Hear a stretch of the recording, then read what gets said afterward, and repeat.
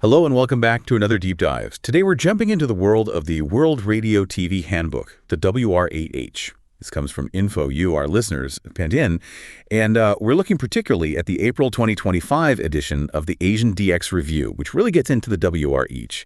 They describe it as, well, pretty indispensable for anyone into international broadcasting, from casual listeners right through to serious DXers, those long-distance listening enthusiasts. And to help us unpack the significance and the impact of this guide, we've got our expert with us. Hi there. Yeah, happy to be here. So the WRTH, right, what is it? Fundamentally, it's this really comprehensive guide for radio and TV fans who are interested in broadcasts from, well, all over the world. And it's been going for over 70 years, which, really tells you something about its importance in the field. It's packed with information, frequency lists, time signals, station addresses, details for shortwave, medium wave, satellite, even cable TV providers. It really is seen as the reference work. Okay, let's get into it then.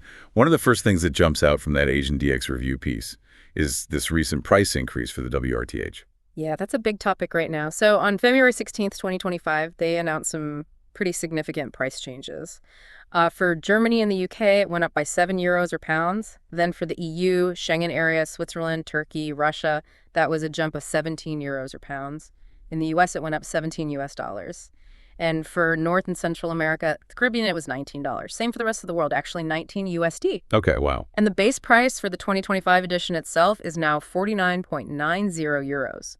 But here's a real kicker, especially for DXers in places like India. There's an additional $19 on top of that for shipping and customs. Ouch. So that's a huge jump compared to previous years, right? Yeah. Exactly. It's almost 100% increase compared to the 2015 price, which was around €25. So yeah, it's a serious concern for the DXing community. And then you have to factor in currency fluctuations. The Indian rupee, for instance, against the euro. It just makes affordability even worse. You do wonder maybe smaller print runs or higher production costs in this digital age. It's a valid question. That leads us to think about the price history. The review mentions a section, a historical perspective on WRTH pricing. What can you tell us about how the cost has changed over time? Well, looking back, the trend is definitely upwards. It's always seen price increases, that's for sure. Like I said, early 2000s, maybe around €25. By 2015, it had hit €40. And now, 2025, we're at that €49.90 base price. It's a steady climb. Yeah. And that continuous increase, it really puts a strain on the DXing community financially. Especially, for hobbyists in countries facing economic challenges or where their currency has lost value. It makes you think about the future of collecting these guides, too. All right. Now, the Asian DX Review also talks about the Indian DX Club International, the IDXCI, and its connection to the WR8. There's a section called IDXCI's Tryst with WRH: A Nostalgic Journey. Tell us about that relationship.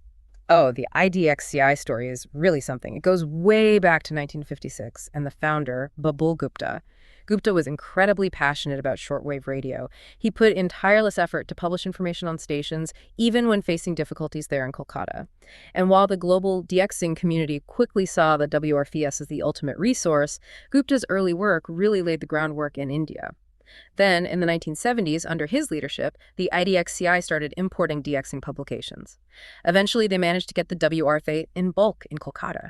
Making it more accessible locally. Exactly. It made a huge difference for Indian DXers. Suddenly, this key resource with its detailed maps and station info was much easier to get hold of. It really helped build the DXing scene and that sense of community there. A pivotal moment, really. So, connecting that history to today's rising costs. How is this price increase affecting the DXing culture in India now?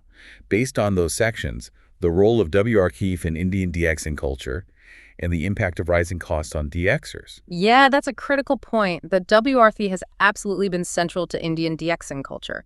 It's how enthusiasts kept up with global broadcasting. But this price hike, combined with other rising costs, equipment, shipping fees, customs duties, it's becoming a major hurdle. It sounds like it. You have to admire the dedication of people like Babul Gupta, who fought so hard to keep the hobby alive despite challenges. But, well, economic realities bite. For many, affording the WRTH, along with everything else needed for the hobby, is getting really tough. The worry is definitely that these rising costs and currency issues could lead to fewer people participating in DXing, not just in India, but maybe globally too. A real concern for the future of the hobby. Okay, switching gears slightly. The information you shared also included details on where people can actually buy the WRTH under a straightforward heading, where to buy the WR. That's right. If people want to get the 2025 edition, there are several options. The usual big online retailers like Amazon and eBay often have it. You can also usually buy it directly from the publisher's website. Plus, some specialized bookstores, the ones that focus on radio and TV-related stuff, they might carry it as well. Okay. And a good tip for finding local distributors might be to search online marketplaces or directories using terms like World Radio TV Handbook. See if anything pops up nearby. Good advice. So just to wrap up the key points from this deep dive, we've looked at the WRTH's ongoing importance as this really comprehensive guide to international broadcasting. We've discussed the recent, quite significant price increase and the impact that's having on DXers worldwide, but especially the challenges in India. We also touched on that fascinating historical link between the WRTH and the Indian DX Club International, the IDXCI. And finally, the different ways people can actually get their hands on a copy, essentially how this traditional resource is navigating today's economic pressures. Thank you so much for sharing all that insight. Really appreciate it. My pleasure. And to you, our listener, we hope this deep dive gave you a valuable overview of the World Radio TV Handbook and where it sits in the DXing world right now. We definitely encourage you to explore further if international radio and TV is your thing. And maybe a final thought to leave you with. As the digital world keeps changing so fast, what role will resources like the WRTH play in keeping alive that passion for global communication over the airwaves and, the art of listening to distant signals? Something to think about.